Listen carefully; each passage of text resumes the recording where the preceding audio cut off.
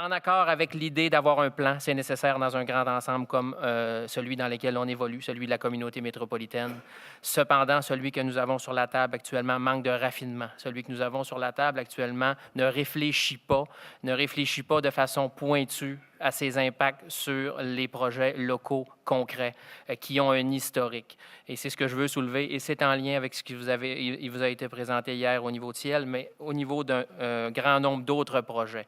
Donc, c'est ça qu'on veut soulever.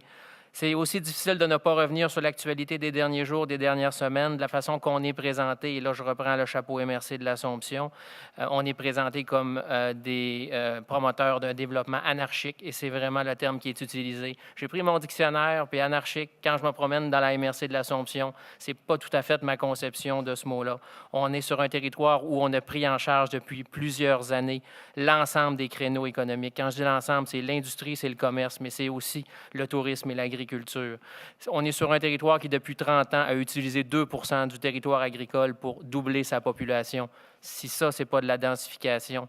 On est sur un territoire qui souhaitait utiliser, dans sa vision de développement, 1 du territoire pour les 20 prochaines années. Donc, l'anarchie à l'intérieur de ça, moi, je ne la retrouve pas.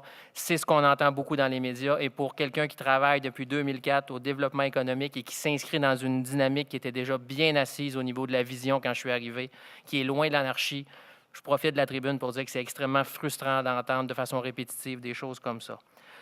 Au chapitre de l'offre industrielle métropolitaine, je ne veux pas trop aller loin, ça a été beaucoup évoqué par mes collègues hier, mais c'est pas compliqué. La Couronne-Nord veut continuer de contribuer dans la mesure où elle est une zone attractive pour la grande entreprise, pour la moyenne entreprise. Les preuves sont faites. Je pense qu'on peut trouver un meilleur équilibre entre rien du tout comme actuellement et se donner les moyens d'être compétitif en conservant l'un de nos moteurs économiques qui est la Couronne-Nord, en la laissant se doter d'un certain nombre de terrains pour justement être un joueur attractif à l'échelle internationale quand on parle de manufacturier. L'effet, évidemment, de geler la Couronne-Nord, de geler la MRC de l'Assomption, à l'inverse de la pensée magique qui anime l'actuel projet de PMAD, qui veut que une entreprise qui a choisi pour s'établir, parce que ce n'est pas un hasard, hein, les entreprises, quand ils choisissent un site pour aller s'implanter, ils ne prennent pas une carte les yeux fermés puis ils mettent le doigt dessus. Hein. Il y a des facteurs de localisation, il y a une réflexion qui est derrière ça.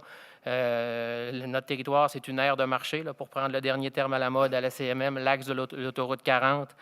Quand les entreprises ne peuvent plus s'implanter sur un territoire qu'elles ont choisi, bien, elles en prennent un peu plus loin, qu'il y a des facteurs similaires et qui s'en rapprochent. Non, la pensée magique qui voudrait que ces entreprises-là vont revenir sur l'île de Montréal, c'est utopique. L'historique des dernières années, même si on n'était pas en pénurie complète, on était en rareté, l'historique nous le démontre clairement. Et ça, il faut absolument s'y attaquer. D'ailleurs, la Chambre de commerce de Montréal métropolitain, dans son mémoire, vient appuyer ce qu'on dit dans la mesure où elle est consciente de cet élément-là. Et plutôt que de demander une remise en question de cet aspect-là, vient dire on devrait recommander au gouvernement du Québec de contrôler encore plus large. Là. Donc, plutôt que d'y aller d'une remise en question. Donc, c'est un peu toute cette attitude-là d'absence totale de considération pour une remise en question que ce qu'on a pensé a peut-être des défauts.